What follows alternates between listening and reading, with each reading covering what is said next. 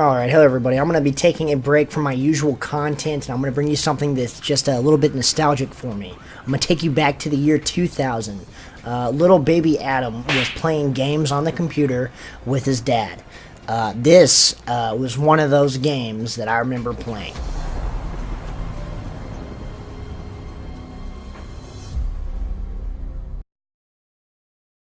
Project I.G.I, or Project I.G.I, as some people refer to it as, was developed by Interloop Studios and was released on December 15th in the year 2000.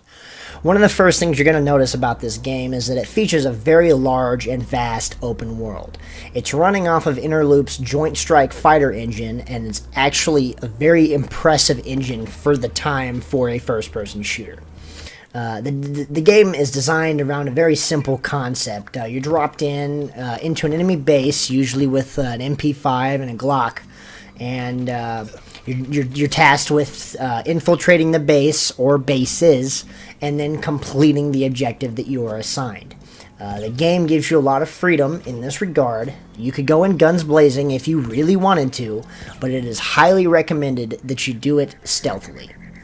The game's AI is literally garbage in one of its shortcomings. It's at times Terminator bot bad. You'll get shot through walls and you'll just die. There's lots of cheap deaths from the AI. And at some times, or I guess at other times, the AI is just insanely stupid. Somebody will watch their best friend die and not do anything about it. It's kind of silly. So, the game features some pretty interesting mechanics. There's some early examples of bullet penetration in this game. The weapons are somewhat generic, but they are overall pretty fun to shoot. The shotgun was, in fact, my favorite one to shoot.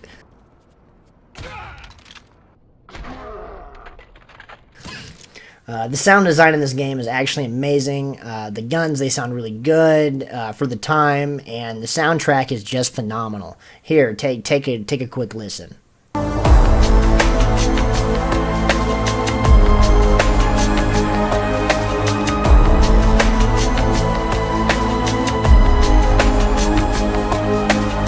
Alright, so the game runs pretty smoothly, even now.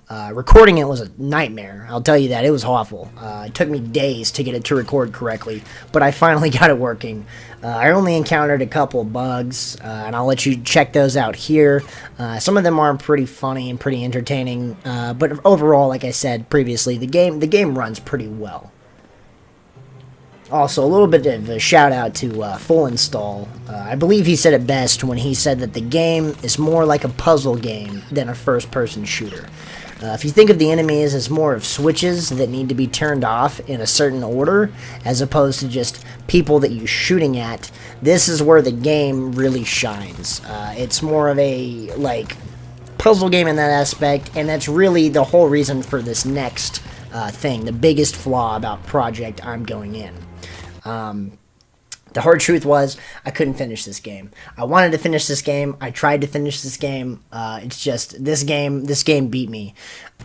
If you die at any point in this game, you have to restart the entire level.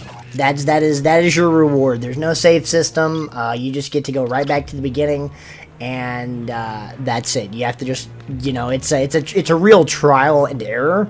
And usually, for shorter levels, it's not really that big of a problem. But later on, some of these levels can stretch on for 20 to 30 minutes if done correctly. And then, not even including if you're not doing them correctly, if you don't know what's going on. So, like I said, trying to figure out what's going on, dying, and then having to go all the way back to the beginning is really frustrating. So, another thing. This game is actually getting a reboot, apparently. I may need to cut this. Future Adam may need to cut this and put this in the front. But I have been working on this for a while, actually.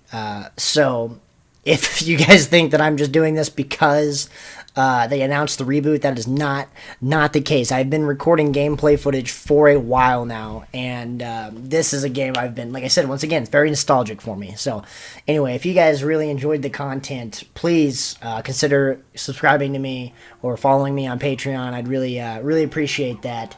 And I will see y'all with another amazing game review very soon. Thank you guys.